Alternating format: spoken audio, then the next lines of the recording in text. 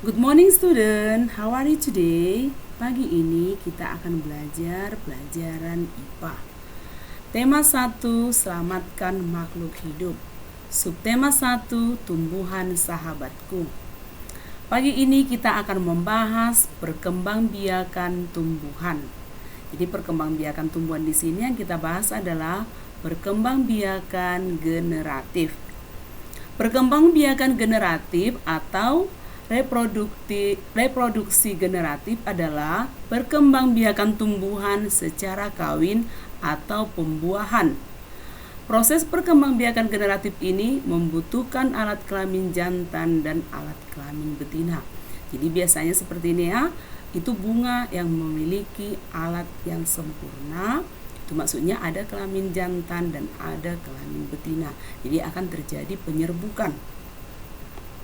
Selanjutnya, perhatikan ya.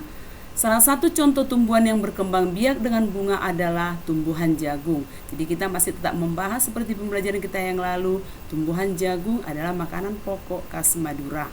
Jadi di sini juga akan kita bahas tentang tanaman jagung. Tepung sari pada bunga jagung akan terbang terbawa angin ketika angin bertiup. Tepung sari yang terbawa angin sebagian akan jatuh di kepala putik yang terletak di bagian bawah bunga pada pohon jagung yang lain.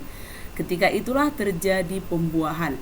Jadi tepung sari yang jatuh ke bakal buah tadi itu yang menyebabkan akan terjadi pembuahan. Perkembangbiakan ini dinamakan perkembangbiakan generatif. Jadi pada jagung, lihat perhatikan anak-anak Miss ya. Ini tumbuhan jagung, perkembangbiakan pada jagung terjadi secara perkembangbiakan generatif. Perhatikan anak-anak Miss, ini ada bunganya di sini ya. Itu nanti akan jatuh ke bakal buah sehingga terjadi pembuahan. Jadi jagungnya ini tumbuh dengan subur karena tanah air kita Indonesia mempunyai tanah yang sangat subur. Ini gambar jagungnya. Oke, perhatikan anak-anak Miss. Ini sekarang ini adalah contoh bunga kembang sepatu. Bunga kembang sepatu juga merupakan bunga sempurna. Jadi perhatikan di sini ya, bunga kembang sepatu ini adalah bunga sempurna. Dia mempunyai semua lengkap, mulai dari kepala putik dan benang sari. Jadi pengertian bunga sempurna di sini maksudnya ya, bunga sempurna adalah sebuah bunga yang memiliki alat reproduksi, yaitu dia mempunyai kelamin jantan yang disebut dengan itu serbuk sari. Dan dia juga mempunyai alat kelamin betina itu yang disebut dengan putik. Jadi itu maka dikatakan alat kelamin jantan dan alat kelamin betina terdapat di dalam satu bagian. Oke, saya ulang sekali lagi. Bunga sempurna adalah sebuah bunga yang memiliki dua alat reproduksi, yaitu alat kelamin jantan dan betina yang terdapat di dalam satu bagian.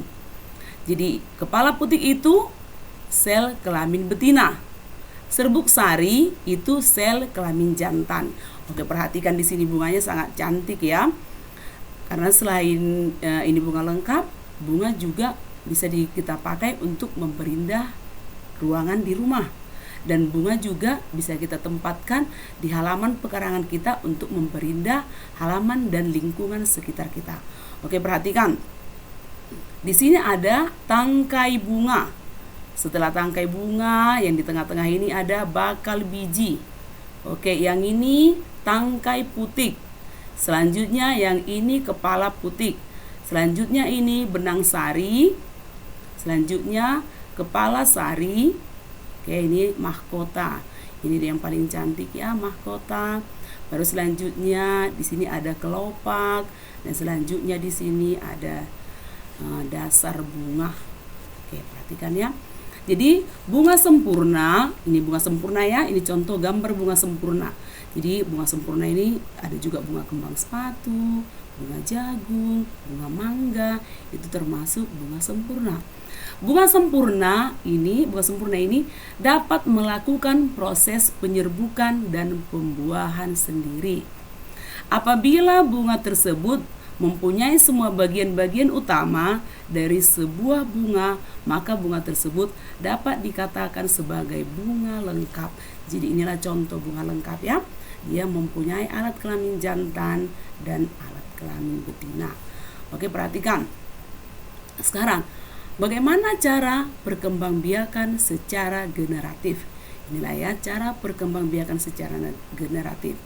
Yang pertama itu, perkembangbiakan generatif atau secara kawin terjadi melalui proses penyerbukan dan pembuahan. Oke. Yang kedua, perkembangbiakan generatif pada tumbuhan diawali dengan penyerbukan, yaitu melekatnya atau jatuhnya serbuk sari ke kepala putik seperti pada tumbuhan jagung yang kita lihat tadi di gambar sebelumnya ya. Jadi dia itu jatuhnya serbuk sari ke kepala putik. Oke, yang ketiga, setelah terjadi penyerbukan pada serbuk sari, tumbuh bulu serbuk sari yang menuju ke ruang bakal biji. Perhatikan tadi anak-anak Miss ya. Kemudian serbuk sari akan masuk ke ruang bakal biji melalui bulu serbuk sari. Oke. Yang keempat, di dalam ruang bakal biji terjadi pembuahan, yaitu peleburan serbuk sari, itu tadi yang dinamakan ya sel kelamin jantan atau spermatozoid, dengan kepala putik, itu sel kelamin betina atau sel telur. Jadi setelah ini bertemu, terjadilah pembuahan, maka tumbuhlah dia bakal bijinya. Oke, selanjutnya yang kelima, hasil dari pembuahan tadi adalah zigot. Oke, yang keenam, zigot berkembang menjadi lembaga. Lembaga berkembang menjadi bakal biji. Udah. Setelah bakal biji berkembang menjadi biji dan bakal buah. Kemudian bakal buah berkembang menjadi daging buah. Tadi ada nampak ya gambar jagungnya ya. Yang ketujuh, lembaga yang berada di dalam biji merupakan calon tumbuhan baru. Yang keenam. Yang kedelapan, tumbuhan yang berkembang biak secara generatif antara lain. Jadi tadi kita lihat ya, ada gambar jagung. Selain itu, yang pembelajaran kita sebelumnya ada padi. Itu termasuk juga tumbuhan yang berkembang biak secara generatif. Durian, jambu. Pasti anak-anak juga pernah makan jambu ya. Itu berkembang biak secara generatif. Dan gambar kita tadi yang lengkap itu adalah bunga kembang sepatu. Itu adalah perkembangbiakan juga secara generatif.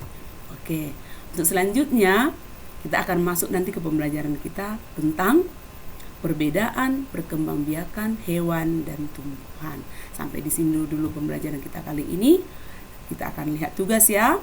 Tugasnya ada 2, dikerjakan. Setelah dikerjakan nanti dikirim ke WA pribadi saya. Sekian dulu pembelajaran kita kali ini. Nanti kita akan bertemu di pembelajaran selanjutnya. See you again.